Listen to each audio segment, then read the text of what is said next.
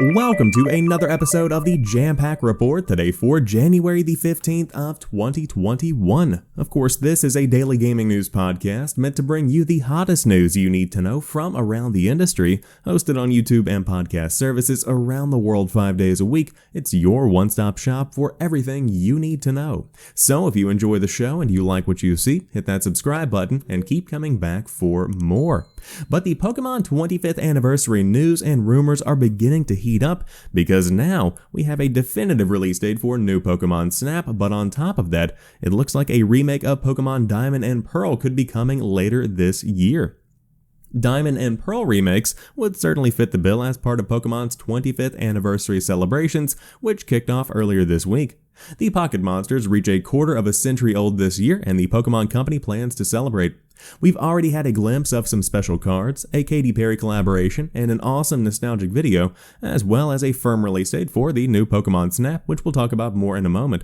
But now, according to the Spanish site Centro Pokemon, we may have an idea of another of the Pokemon Company's plans. Centro Pokemon claims that sources close to the company have told them that Pokemon Diamond and Pearl remakes will be coming at the end of this year and will be revealed in February.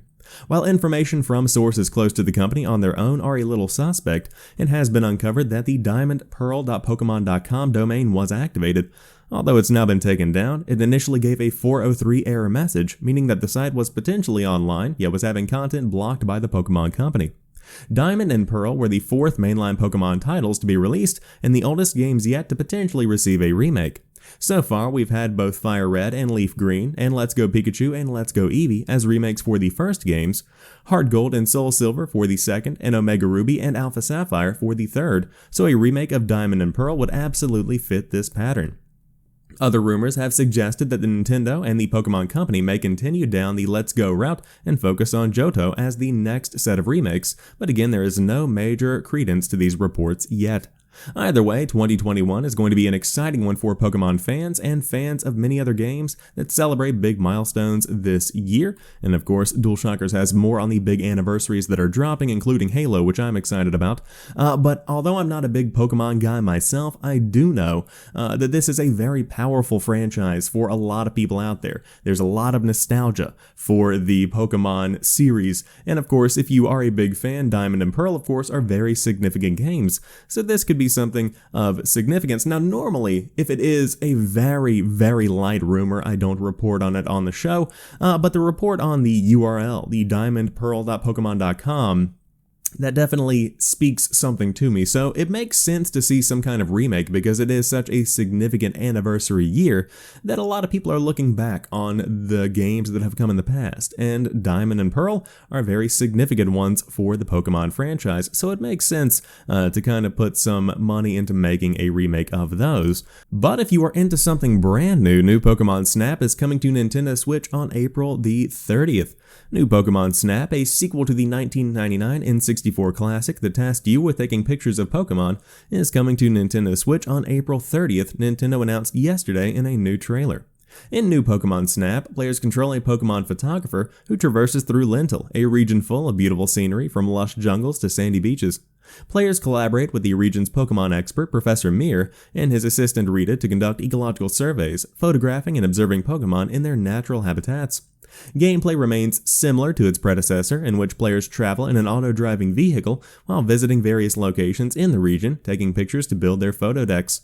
Points are awarded based on the quality of the photos you take, and just like the original game, players can use items such as apples to lure Pokemon in closer for a better shot.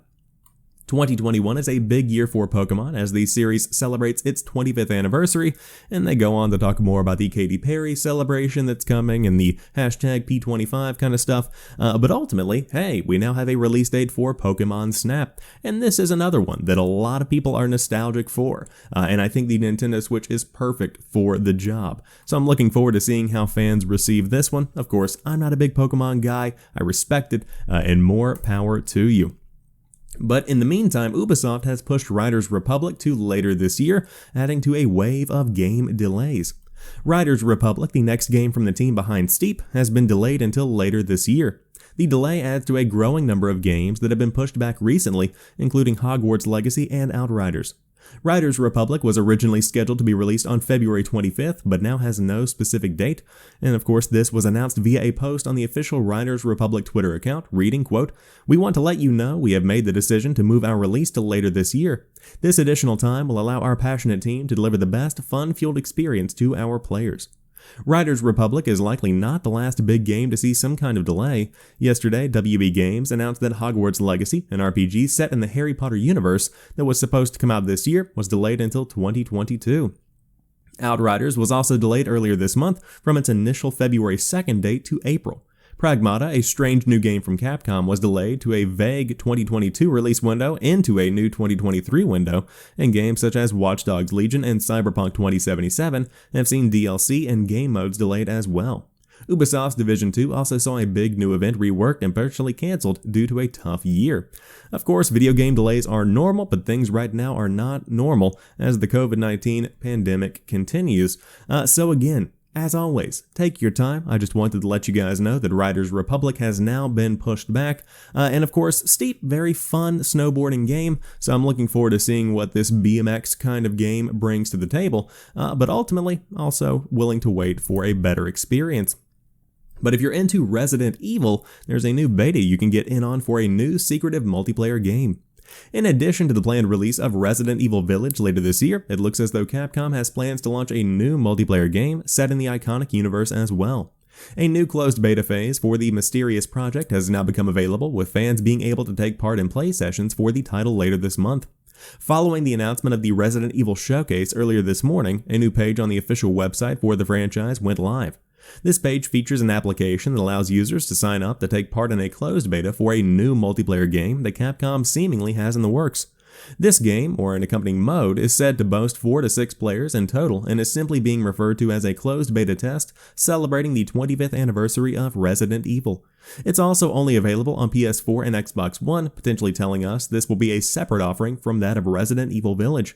The 8th entry in the mainline series is only coming to next-gen platforms that we know of right now. This is not the first time that Capcom has experimented with multiplayer associated with the Resident Evil series. Just last year, Resident Evil Resistance released as a separate game mode that came packaged with a remake of Resident Evil 3. Resistance allowed a group of players controlling various survivors to try and make it through different levels, while another player operated zombies and other enemy characters to halt the progress of their survivors. The most interesting part of this closed beta is that it somehow seems to be tied to the 25th anniversary of the franchise. What this could mean is not really clear, but it might somehow take us back to the original installment of the series. For now, we have way more questions than we have answers, but we should learn more during next week's Resident Evil Showcase. That live stream is set to transpire on January 21st at 5 p.m. Eastern Time, and if you can't tune into the showing itself, then of course everyone will keep you up to date, including me here at the Jampack Report. Very strange to see a beta following Resident Evil Resistance, which was released last year, and it kind of just launched and it was dead in the water. Very strange to see. But ultimately, there's something else coming from the team at Capcom, and I like where they're going with Resident Evil because it's kind of split into this trifecta where you have remakes of classics, you have this new horror take, and then you have this multiplayer skew. So there's a little something for everyone, but the multiplayer is definitely the weakest in my opinion. So I'm looking forward to maybe them trying something new, but if you do want to get in on the beta, by all means you can sign up over on the official Resident Evil page and find out what they have cooking later in the month. Now, to round out today's show, I did want to share some commentary on this study that was shown yesterday discussing the power settings and the power consumption on the PlayStation 5 and the Xbox Series S and X. Now, this is a study from the Natural Resources Defense Council, and it does only use a PlayStation 5 and a Series S. They could not find a Series X to test. But essentially, in short, the study found that in backward compatibility mode, the new consoles consumed less power while running the same games as compared to last-gen hardware. However, when running new, beefier games, the next-gen games, they consume more power. That is kind of expected. However, it gets more interesting when they discuss the default modes, the default power modes that these consoles come prepared with. So on the PlayStation 5 and the Xbox Series X and S, there are these instant on modes. There are these full powered modes that essentially allow you to jump back into the game instantaneously, install updates while the console is off, that kind of thing. And so the council here, the Natural Resources Defense Council, criticizes Sony and Microsoft for not having these energy saving modes on by default. And to their defense, they do say some pretty impressive metrics here. The report extrapolated, according to Polygon here, that extra usage through 2025 and calculated that it could total 4 billion extra kilowatt hours of energy, the equivalent of a single large coal-burning power plant's annual electricity generation. Now, they go deeper into the power consumption of each individual console, and they talk more about some metrics here, but ultimately I wanted to share that it would be foolish for Microsoft or Sony to switch this power option on by default, because the majority of players are never going to go into settings and play with the way that their console draws power. And so, while it would make a benefit in the ecosystem, while it would benefit world environmental efforts, you would immediately notice a difference in startup time if an Xbox Series X or S came with the energy saving mode on by default. And for those that don't dig, and for those that don't understand, you immediately lose to the competition, and you look over and you say, well, the PlayStation 5 boots up 10 to 15 seconds faster. Yes. Will their power bill also be higher? Yes. But ultimately, the people that are playing don't really care about the power bill. They don't really care about the power consumption of their console, and so you have to be competitive in this. Now, I do like the fact that these are options. I like the fact that it's easy to switch. I dug into my Xbox Series X and I switched mine on last night.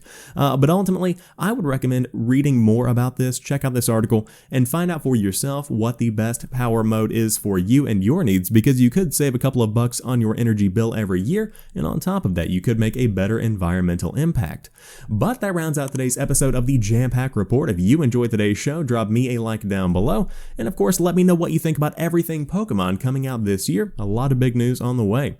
But until Monday, you guys have a fantastic rest of your weekend. I'll talk to you soon, and peace.